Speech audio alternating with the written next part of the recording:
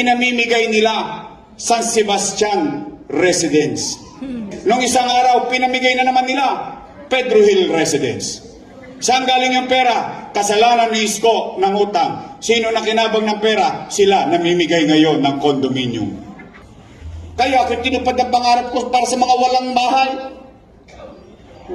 ngayon gagawin nilang rent to own. Mali yun. Alam nyo bakit? Ibebenta yan. Tapos babalik ulit yan sa kalsada. Gastos na naman ang mga nagbabayad ng buwis. Kaya ayaw ko yan ipabenta. Ako na ang pinakamasama sa paningin nila. Anong sabi? Si Yorme, maraming iniwang utang.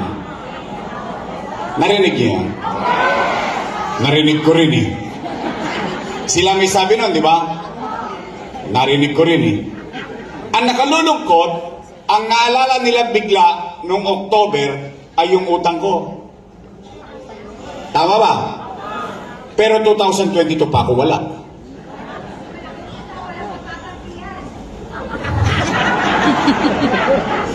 Okay. Gusto niyo ba marinig ang sagot? Dapat yan. Gusto niyo bang marinig ang sagot galing sa akin? Dapat din. Bakit? Leaders should owe it.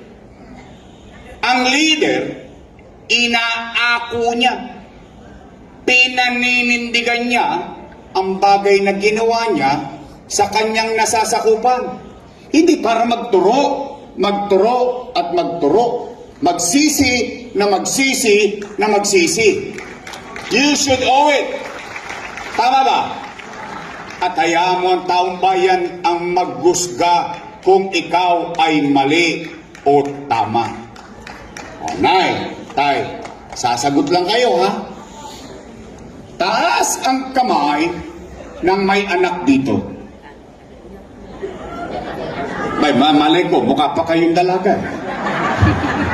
May anak kayo. May pamilya kayo. Real talk. Kapag walang makakain ng pamilya nyo, gagawa nyo ng paraan. Uy, di nga. Itatawid nyo? Iraraos nyo? Talaga? Totoo ba ang kasabihan ng isang ina, isang ama, o isang magulang? Susubo mo na lang, bibigay mo pa sa anak mo.